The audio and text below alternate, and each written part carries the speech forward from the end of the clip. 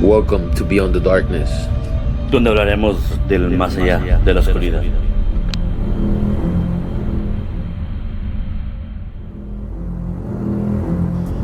Hello guys, once again we're here on another episode of Beyond the Darkness.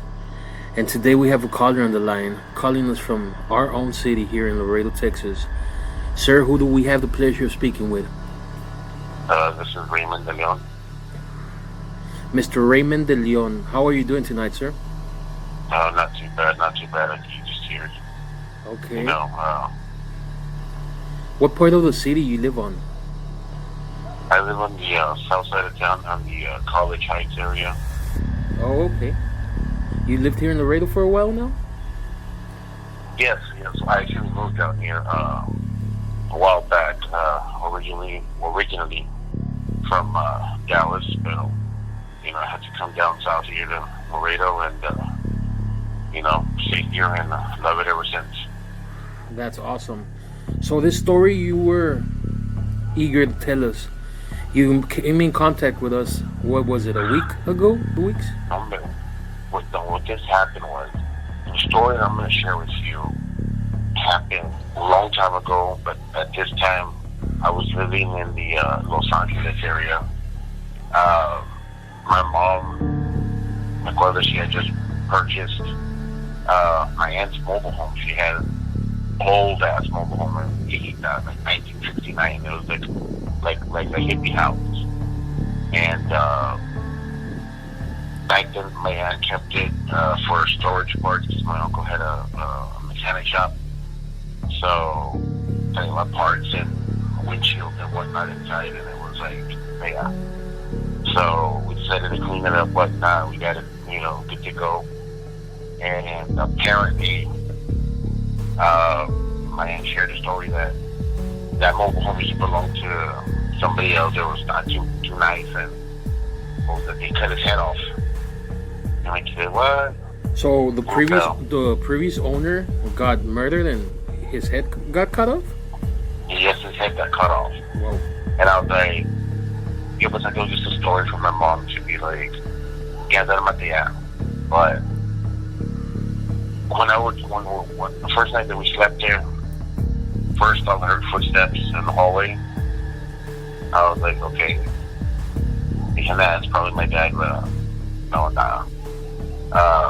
Second night, same thing. Third night, somebody turned on my light switch. Okay, and then not till like the fifth night when I saw that person that they had told me about, and sure enough, it was a guy with half a face, and I was like, oh, and you can imagine being 10 and you're seeing that, and I'm like,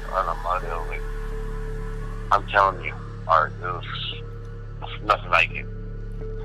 This had to be something, it had to be something very scary at the time. What was your feeling? What happened?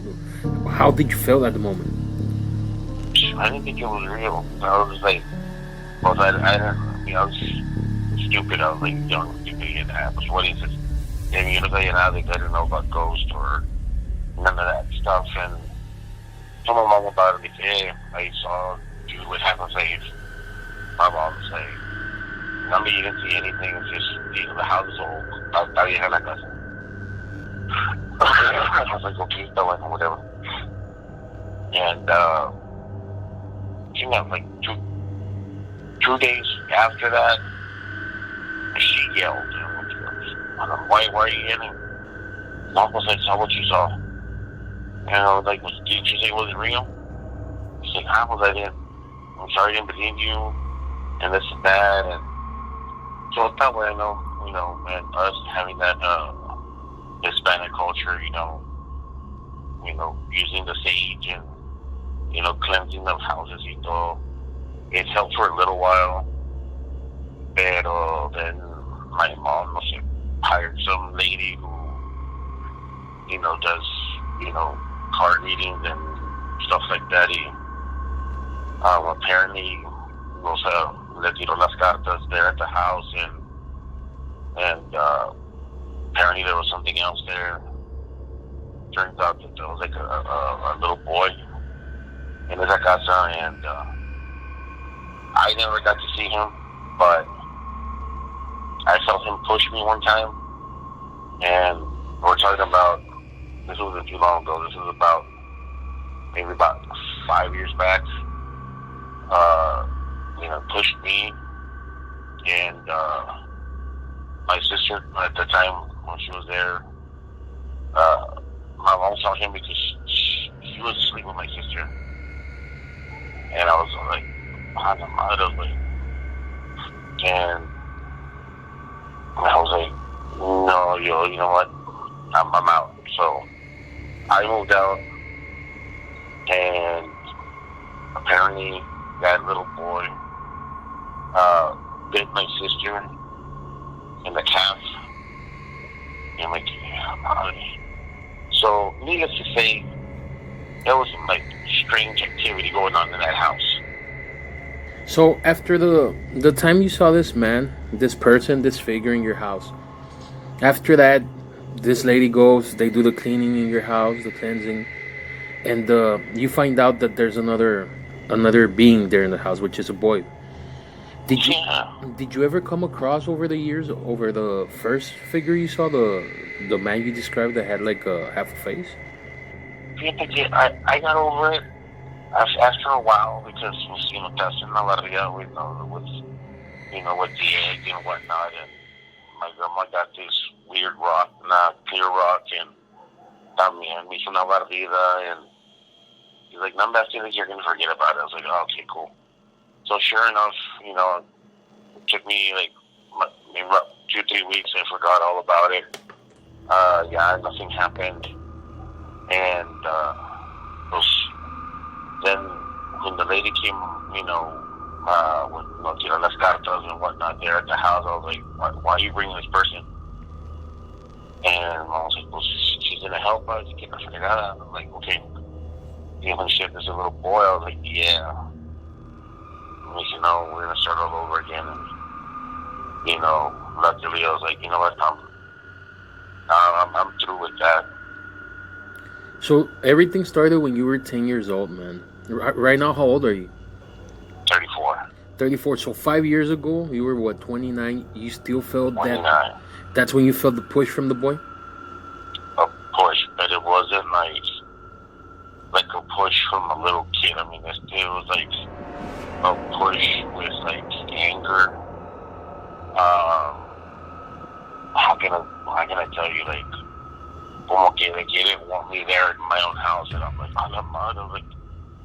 and my wife,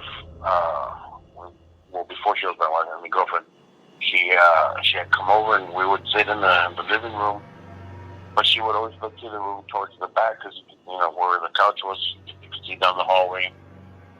And my wife would always tell me, babe, I feel like somebody's looking at us. I was like, what's he wanting? And there's no nada, just forget about it. And when she would go, she'd like, come with me, I would go with her, and just to go check. And one time she kind of spent the night there. She said that she felt that someone pulled her hair. I was like, okay, maybe it was me when I was asleep. She's like, no, it wasn't you. And she didn't want to stay no more. We woke up, she didn't want to stay there no more. I was like, okay, whatever. And what can I do? And there was a time where I was praying to the Saint Death, Santa Muerte. And I had her there, right? And yo tenía mucha fe and everything, and I was like, ¿qué onda? Like, who is this little kid que está aquí en mi casa or whatever? And surely behold, the little boy again, you know, pushed me, and I'm like, oh, no. I was like, whoa. And so I asked, you know, Santa Muerte, hey, I asked, you know what, sácamelo de aquí or do something. God knows if she did. I didn't feel anything afterwards, even after about a week. I guess it left me alone. And then I started seeing her in the house. Okay. So when I saw her in my house, it was the first time I saw her was in the afternoon. I was taking a nap, and she sat by my bed and just, you know, looking at me, and I was like, but with her it was different because it wasn't, you know, I wasn't scared. I didn't feel threatened. But, you know, there's just the fact that se me apareció, like, como que me sacó de onda. You know what I mean? Yeah, it just caught you off guard. It caught me really off guard, and then afterwards, you know, my wife came over with one of her friends, and apparently one of her friends has, you know, she's sensitive, and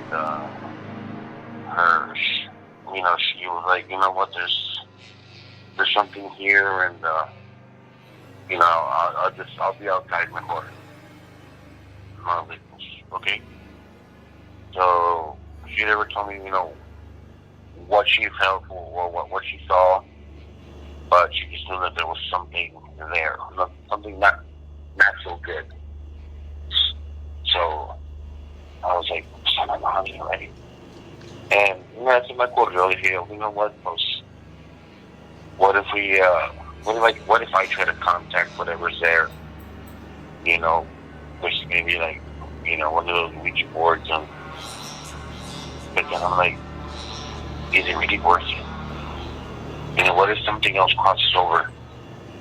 Exactly, yeah. So I don't know. I was like, no. So I never messed with it again. And apparently my mom saw a little boy that was there, and with her, it was like completely opposite towards me.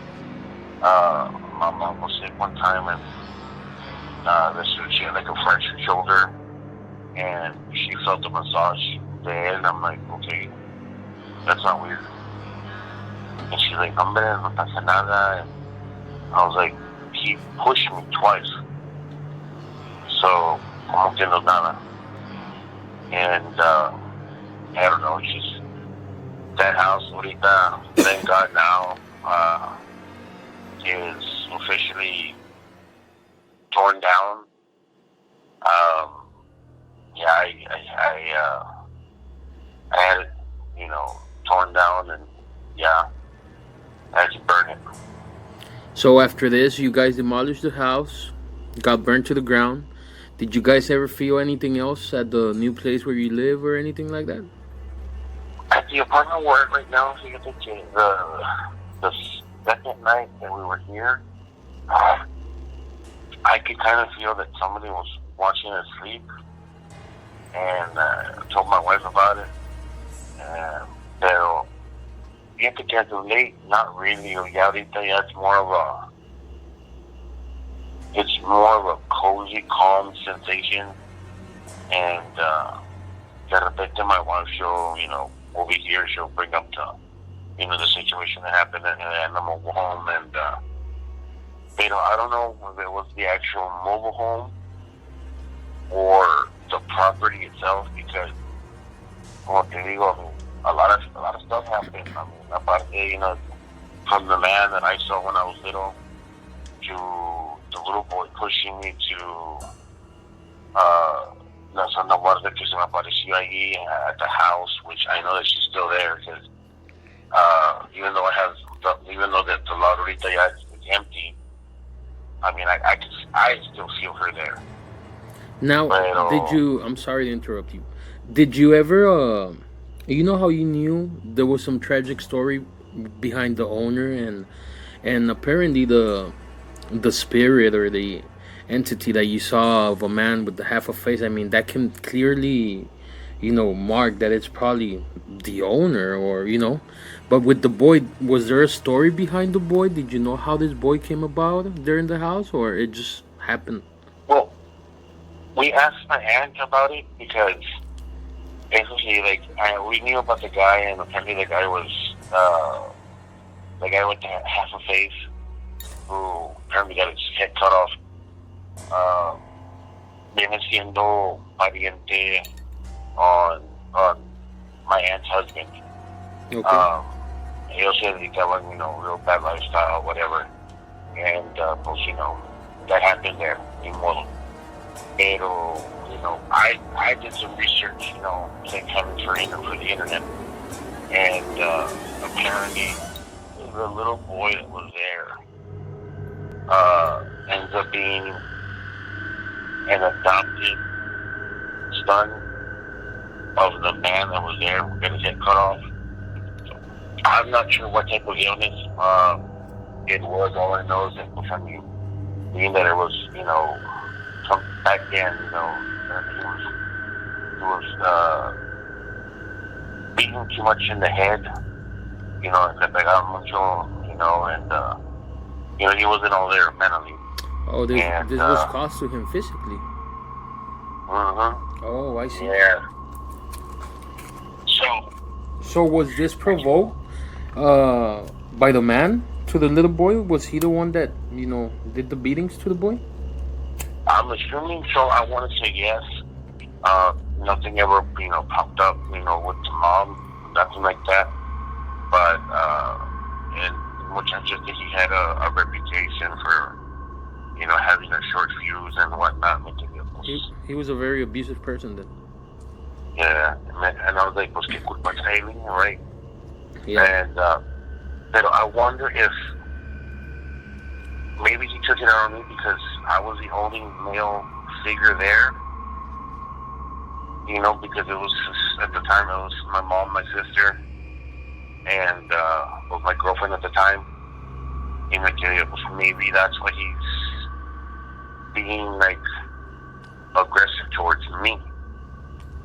Yeah. I don't know if that, you know what I mean? Yeah, well, we had a doctor actually last week, a doctor of the supernatural. We spoke to him here on our podcast, Mr. Lobo Blanco from Monterrey. So he's a fourth generation brujo, which he practices his witchcraft, which is good witchcraft. That's what he was telling us on the past podcast. He mentioned to us some things that actually come a lot.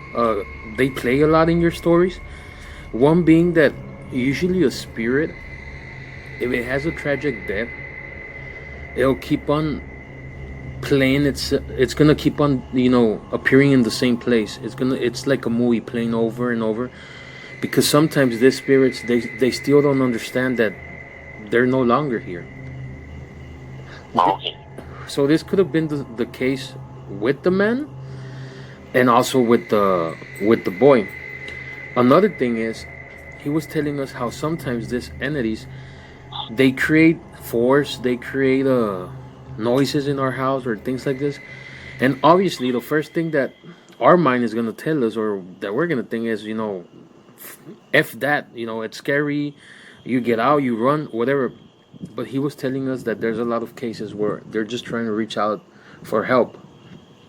But like you said, you felt when you got pushed that it wasn't like a happy push. It was kind of being abusive towards you. It was an angry push, salte de aquí, I don't want it, I don't want you here. Yeah, like he didn't want you in the property. Yeah. And now my question is, I wish this gentleman, that you had in your podcast. Since I tore down my mobile home and everything, if I were to build, because that's my goal now, is to build a home in that same property, will I have the same issue there? yeah, what we can do for you is this: we can actually get you in contact with Mr. Lobo Blanco. That way you can, tell him your story. He's gonna hear it on our podcast, but you can tell him a little bit more into detail of everything that happened to you. And I'm pretty sure he's gonna find a way, or he'll do something, to help you guys out. Okay, that'll work. Yeah, because even at that, remember when my sister, she was going through her, but as a teenager, you go through a phase where you're rebellious. Yeah. And my sister she was going through that phase with my mom, and my sister had gone outside, and I was already outside, and I was just out with my girlfriend at the time, and my sister went outside, and just complaining, came, mom this, mom that, and took a note, I was like, whatever. What, just go to the back, go to the back of the house, and whatever. And so she goes, and she's like, good, because I want to be alone. So she goes, and according to my sister, se le apareció this old lady, and the old lady wanted for my sister to go with her. So, my sister yelled, screamed, we ran to the back, and I'm like, so why are you yelling? She's like, no, man, I saw this old lady and this and that. I was like, really? And I kind of made fun of her about it, but I told myself, like, why is it that all these things are appearing, at my house? I couldn't figure that one out. So, ahorita, as we speak right now, if people go by, 4539 La Jolla Lane, it's completely torn down. You'll see, a couple of things that are left there, but I feel that I want to go there one night, just to see if that old lady is still there. I think that she only appeared once, but you never know. Exactly. So basically, each one of your family members, every single one of your family members, including your girlfriend at the time, had an experience in this house. Yes. Yeah, And that tells you a lot. I mean, it's not, it's because it's different.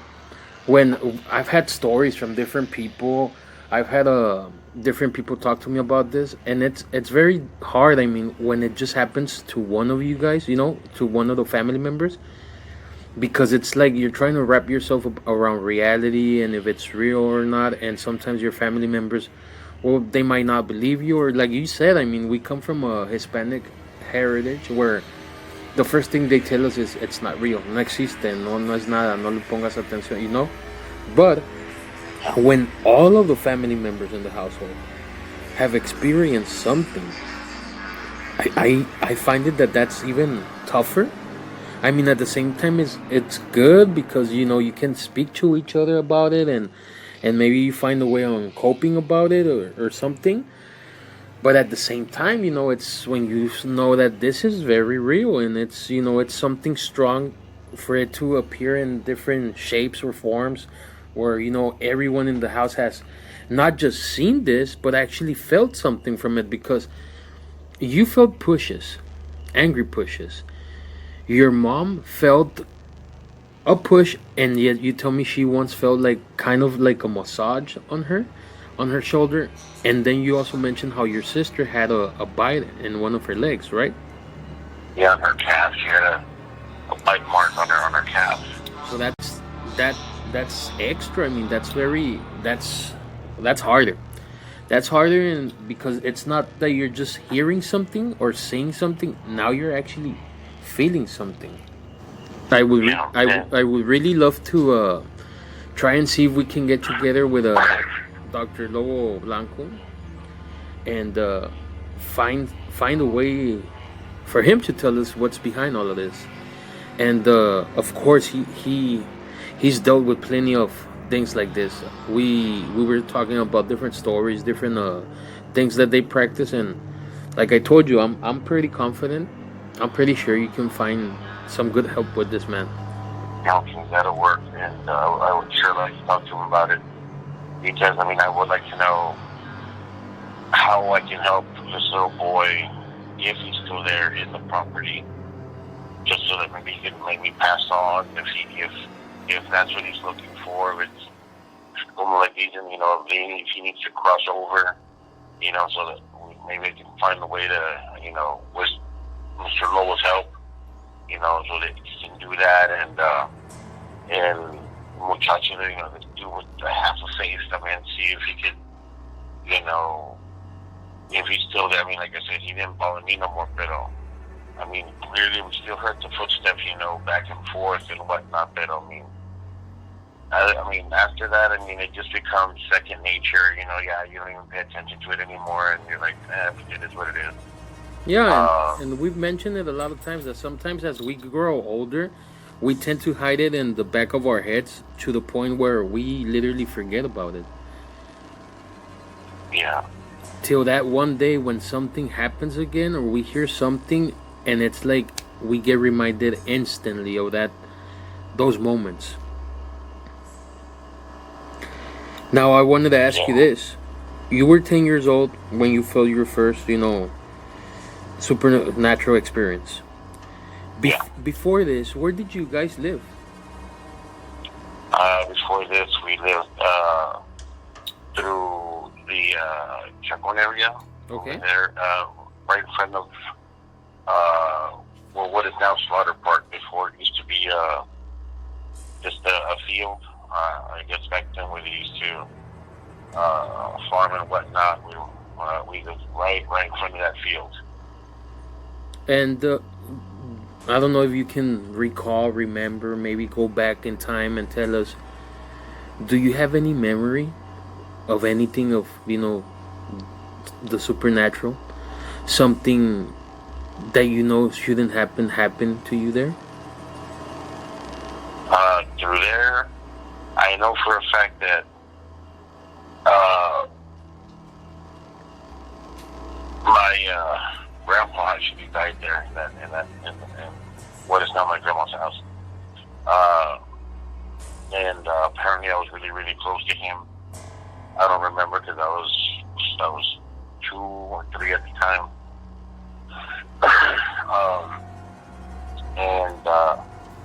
Another thing, that my uncle también was beaten there,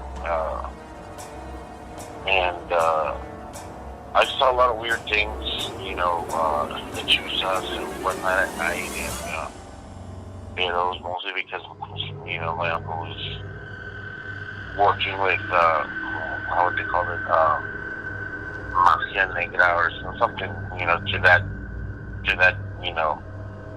effect, and, he knew a lot of curanderos and stuff like that, and it was like I don't know what to make of it at the time, being little.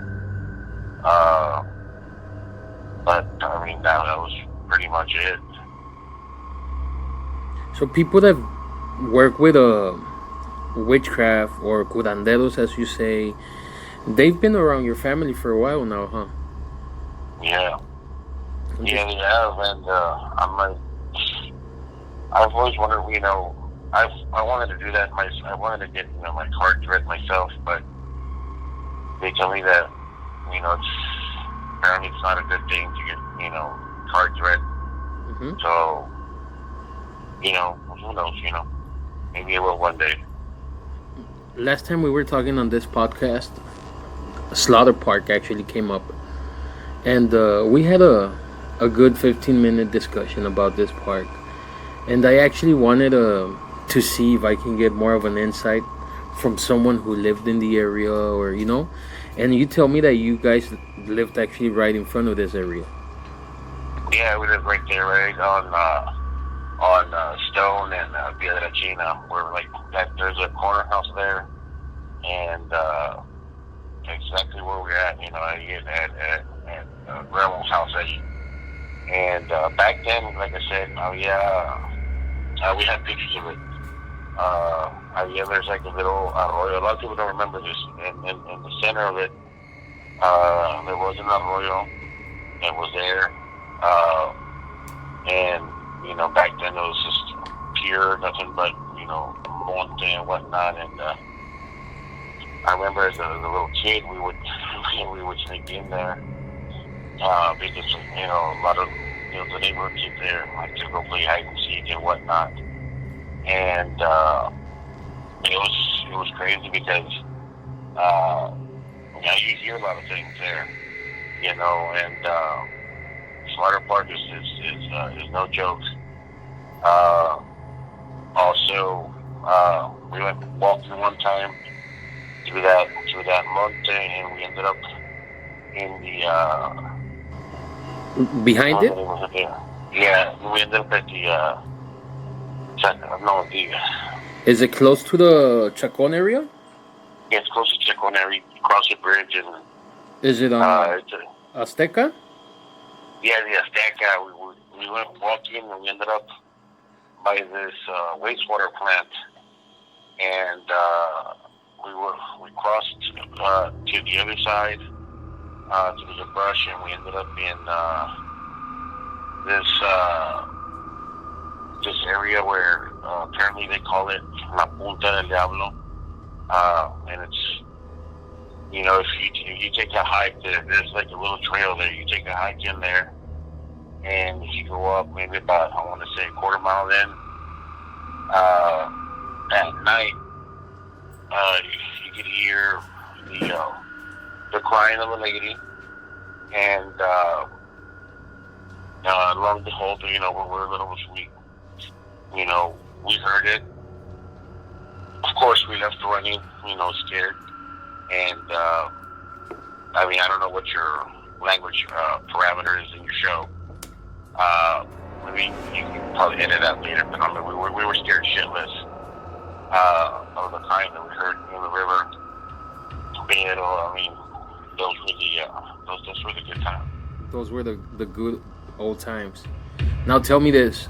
On our past podcast, we were talking about all these different stories about the trails at Slaughter Park, about the things that people say happen in the house in Slaughter Park, how people still go and practice witchcraft, about some noises people hear. How far are we from this? Is this something that's, you being someone that lived there and probably know way more than we do about this area, are we far from it? Was it true what we were talking about?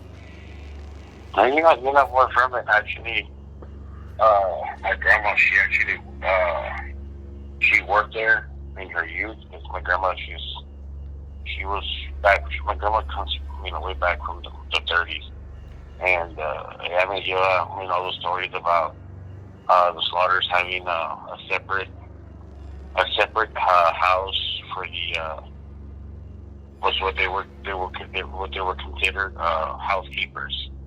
And she was one of the housekeepers at the time because my grandma was, she's not from here, she's from Nuevo Laredo, and apparently was offered sanctuary to stay there, and she worked there for a little while, and apparently also that those quarters were used to take care of the sick.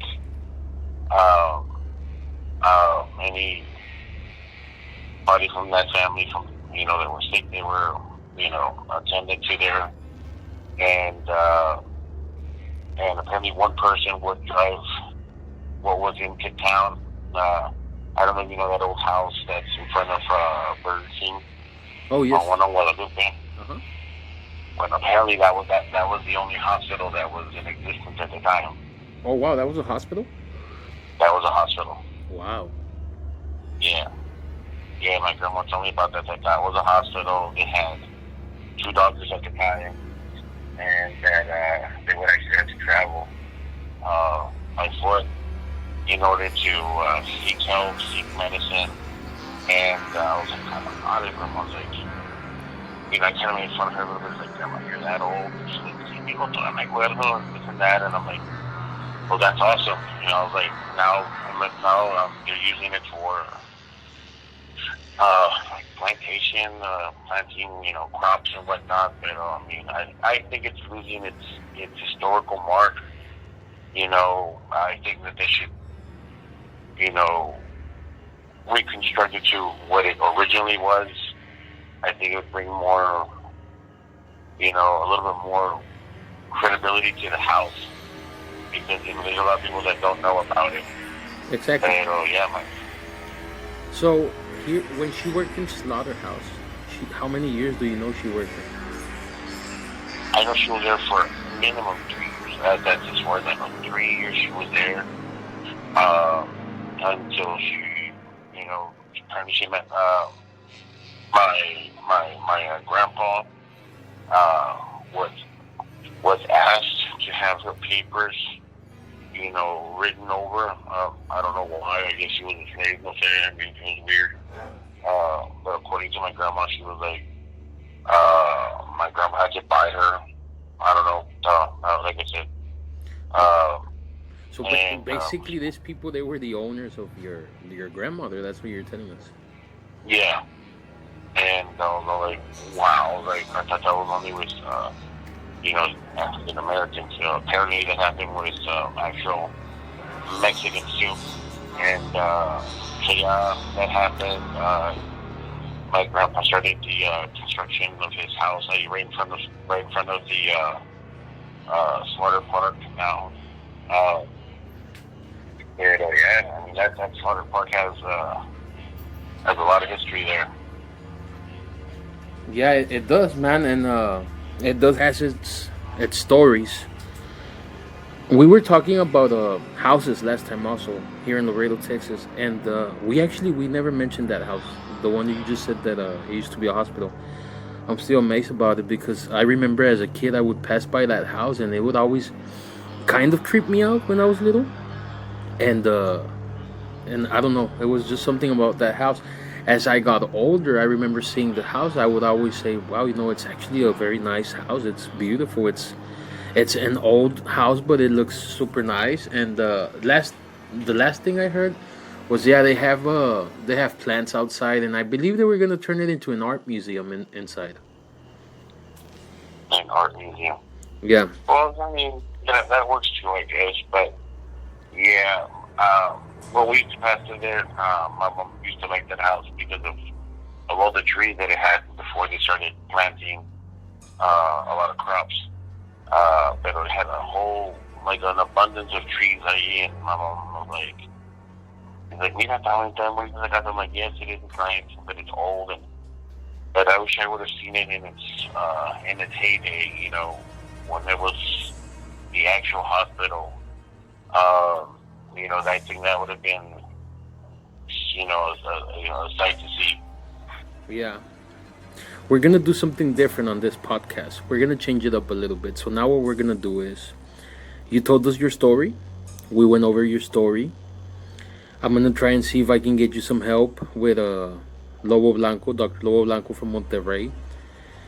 And in this part of the show, what we're going to do is, I'm going to say a story that was brought to me by a fan, actually, of our show.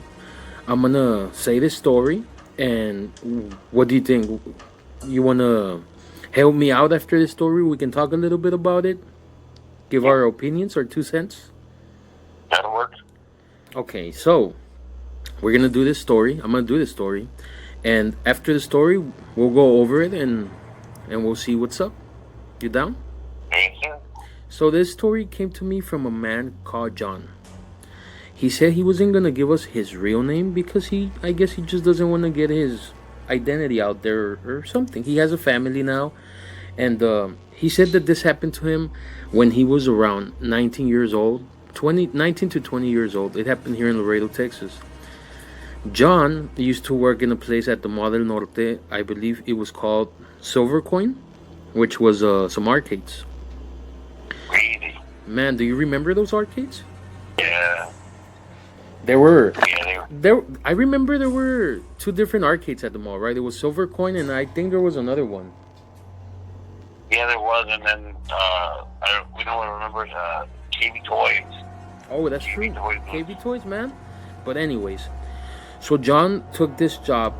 He had just finished high school, I believe. He said he went to Martin High School.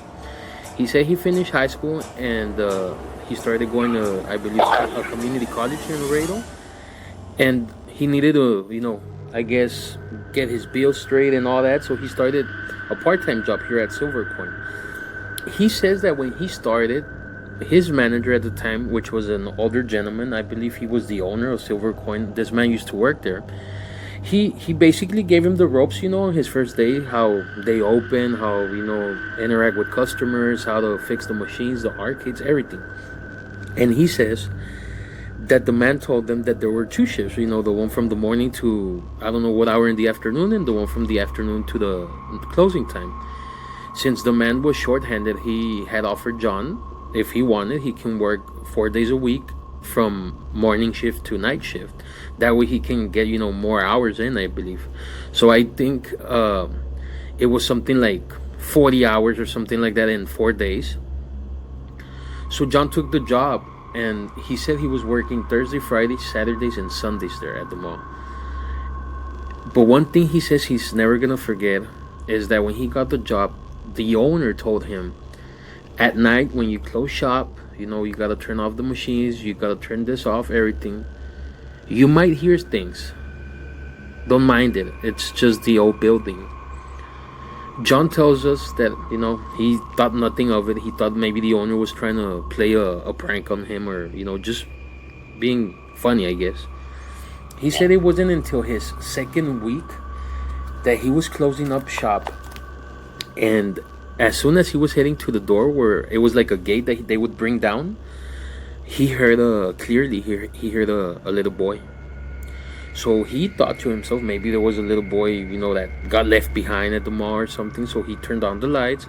He went looking around. He didn't see anyone. Turned off the lights. As soon as he's bringing down the gate, he hears the boy again. So he thinks, what? I'm just hearing things. It was a long day. I'm gonna head home. He says as soon as he brings the gates down, he's stepping out of the mall.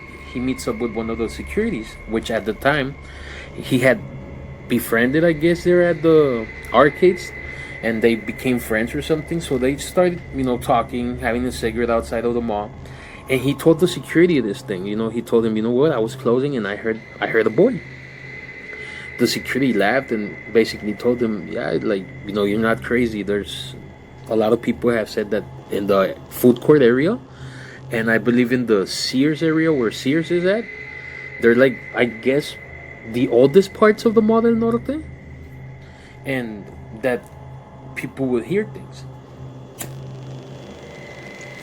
So they spoke about it. He didn't make nothing big about it. He says that the next day, as he's working again, he tells the manager, the owner, what he heard. So he told him, it's no biggie. I told you you're gonna hear things. Just never mind them. Just go on with your business. He says that day around 7 or 8 p.m. the arcades, they were kind of, it was like there was not a lot of customers. It was empty. Okay. Yeah, and but there was this little boy playing. I don't remember. I don't remember if he told me an arcade or not, but he said that the boy was playing the arcade, and he went up to the boy because he saw, the little boy was alone. He said he looked like 9, 10, and I asked him, where are your parents? And then the boy told him, no, they're shopping. They're gonna pick me up right now, 15 minutes. And he told him, okay, I'm the one that's gonna be working the shift till I close, whatever. If you need anything, let me know. I'm gonna be at the desk. He said that as he's walking away, he clearly hears the boy say something. So he turns around and tells him, excuse me, and the little boy just says, no, I'm not talking to you. So he walks away, but he's thinking to himself, then who is he talking to? He looks back and he says that he sees the boy talking to someone else next to him, but that there was nobody. There was no one. It was only him and the boy at the time. 15 minutes, 20 minutes pass by. The parents don't come up. They don't show up till half an hour. I believe the mother comes up. She picks him up. They're leaving.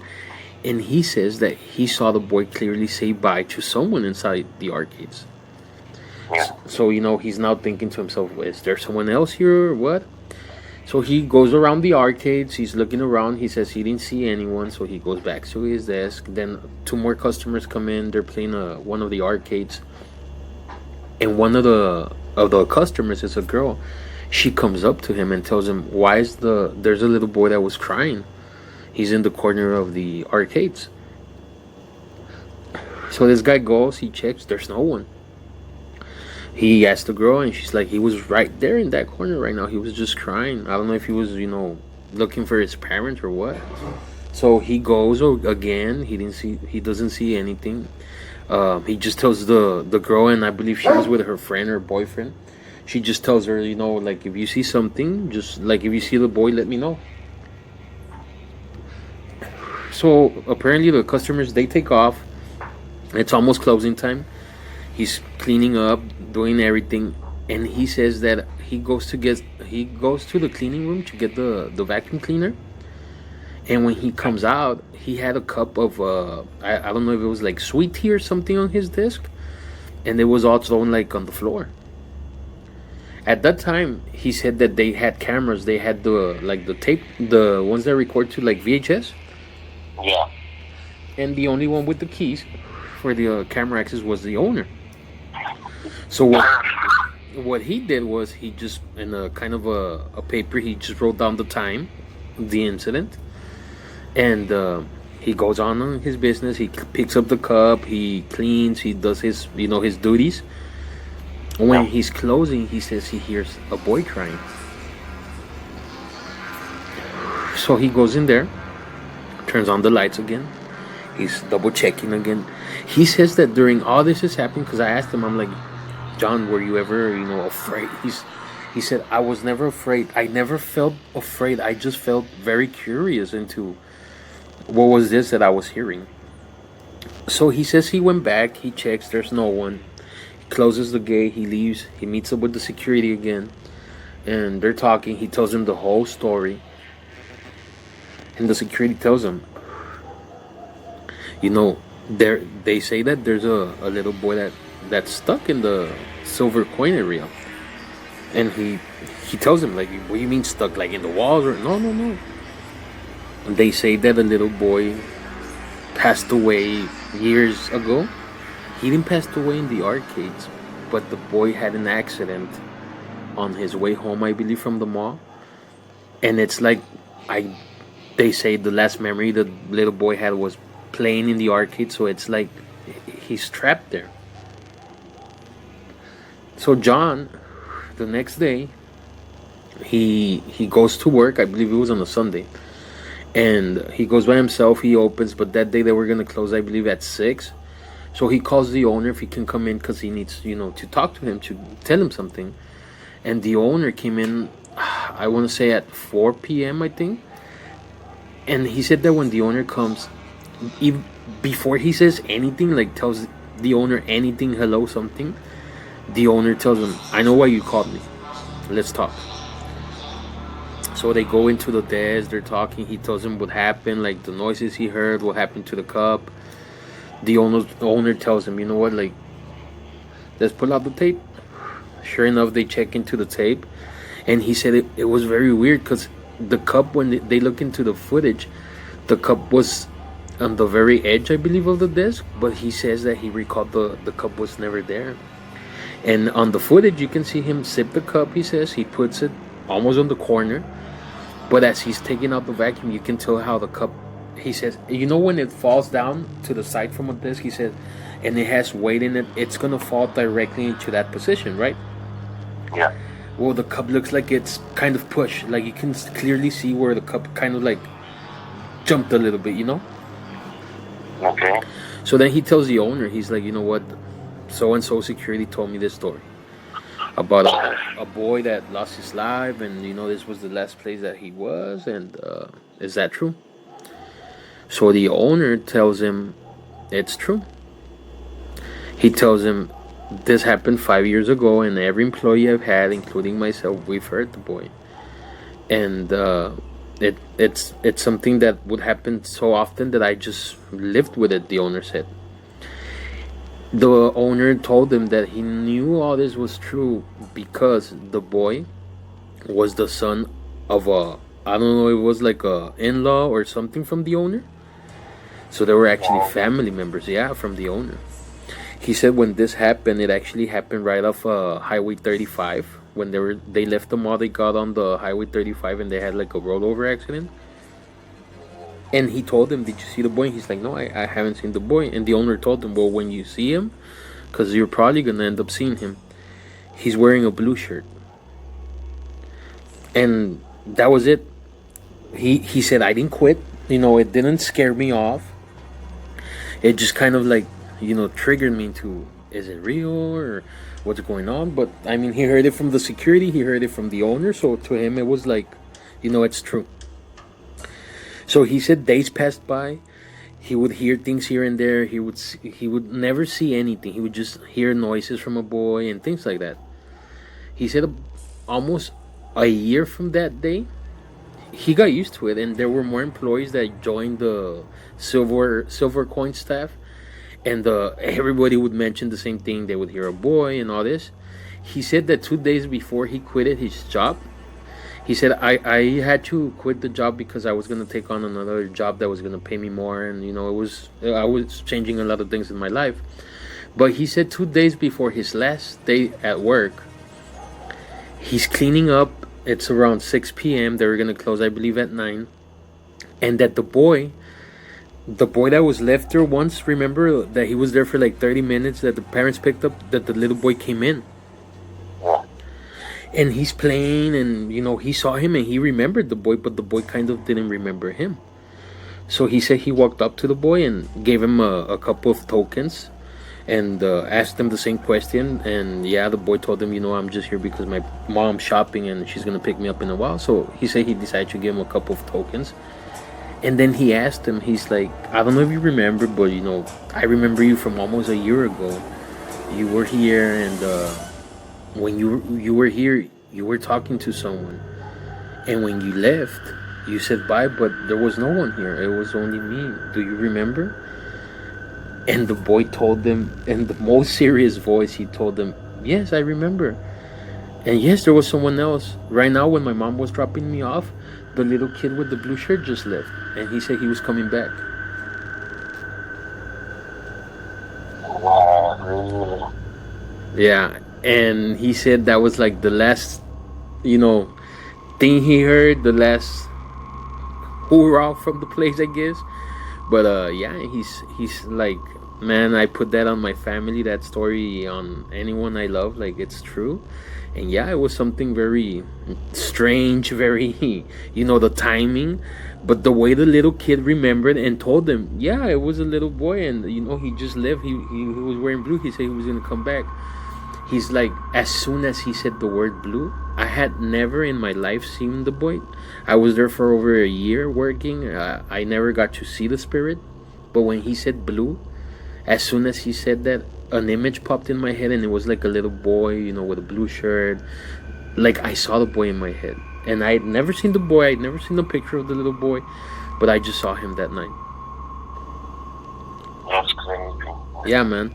This story came to us less than a week ago. But when he mentioned silver coin, I was like, you know what? I gotta hear this story, because as a kid, I remember going into silver coin a lot of times, man. Like, every time my mom and my grandma would go to the mall and they would just, go window shopping or shop for something, it was like, just give me $5, leave me alone here, and just pick me up when you want. So he told me this story, and it was funny, because to me it was like I was at the same time remembering things of when I was a kid, Yeah.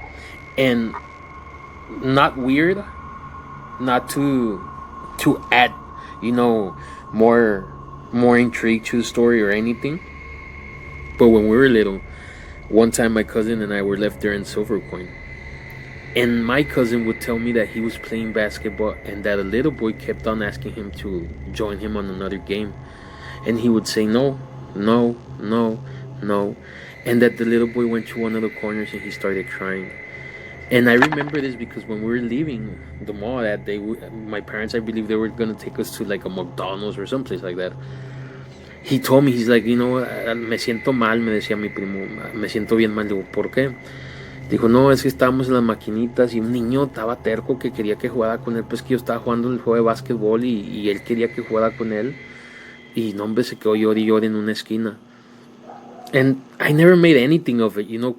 And my mind was like, what boy? You know, like when we were there, it was like me, you, and like three other like grown up guys. I don't remember like seeing another, you know, kid.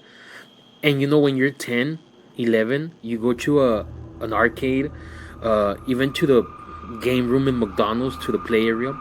You're always trying to spot people your age, you know, cause so you can play with them. Oh yeah. So that's why I would always think to myself, like, I don't remember another little boy. If there was another little boy, I would remember, because I was, you know, I was little at the time. I just remembered my cousin and this, like, probably 17-year-olds playing there. But he said that to me back then, and I never made anything of it. When John here told us this story, it kind of, like, took me by surprise, because it was like, well, what if my cousin actually saw the boy in blue? That would have been freaky. It is, man. I would have been freaked out myself. I was going to ask you, do you remember, I mean, I don't know, have you been here in Laredo like the majority of your lifetime? Yeah, I was actually born in Dallas, Texas as well. But in my story though, I was supposed to be born in Mexico. My mom, she went to visit in Dallas, and that's when I was born. Yeah, I was born in Dallas, then I went back to Sabinas, Hidalgo. It's a small town in Mexico. I was there for almost 6-7 years, and then I came to Laredo, Texas. So I've been here for a while now. I was going to ask you, I don't know if you remember, I don't know, at Dallas, I was in football back then. I was at United South High School. I only played freshman, sophomore year. I got hurt sophomore year from my knee. I tore my ACL. But I was told that United South is haunted by a boy with the boy with the backpack. Is it the boy with the backpack? Yeah. God, yeah. Man, you know, right now when you say you attended United South High School, I was like, I'm gonna ask. I have to ask. I actually went to United South High School. My uncle and my aunt went to United High School, and they graduated in '98. And I remember they would tell me this story. Tell me if I'm far from it. They said something that every morning around 6 a.m. or something like that, janitors would say that they would see this little boy walk into the, I don't know if it was in the band hall or which area it was, but it was this young kid with a backpack. I don't remember the color of the backpack. I just know he had a backpack. That apparently this kid, they had killed the kid going to school or in school. I don't know how it happened. Yeah. Is this true?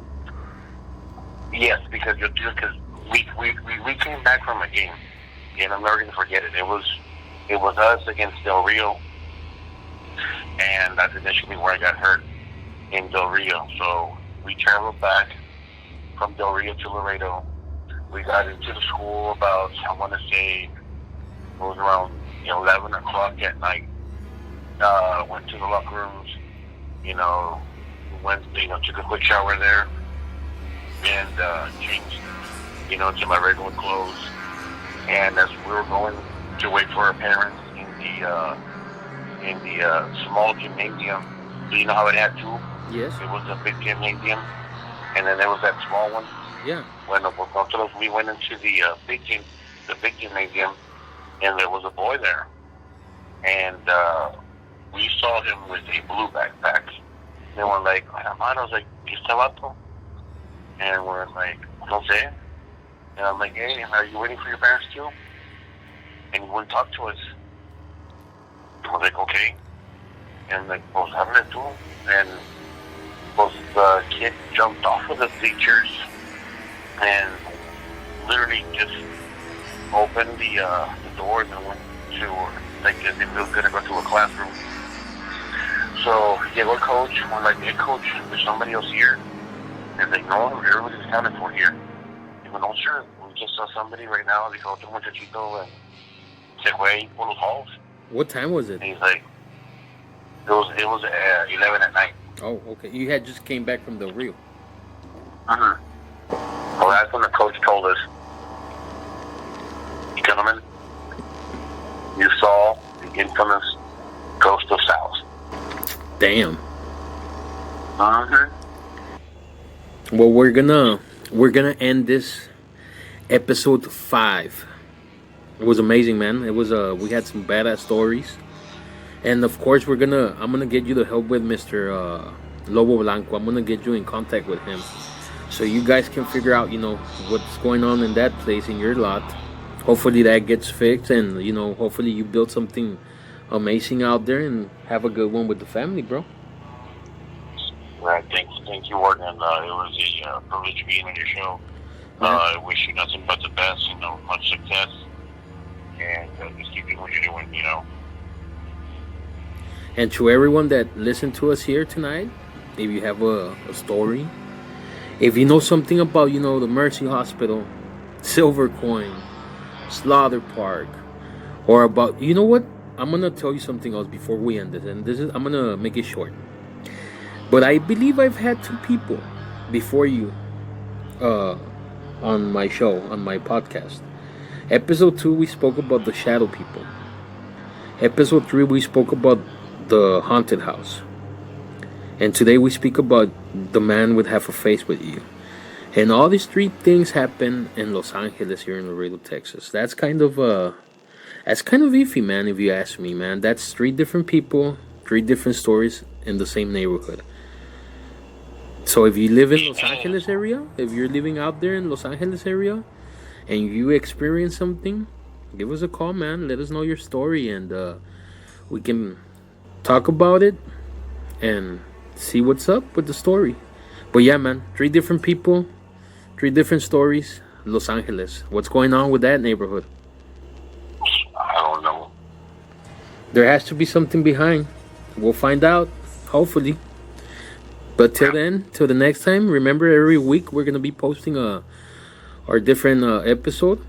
This is gonna be episode 5. Remember to click like, subscribe, look for us at ACG Vids under Beyond the Darkness. Thank you for listening tonight, and thank you for having us in your speakers tonight. And remember to always join us here at Beyond the Darkness.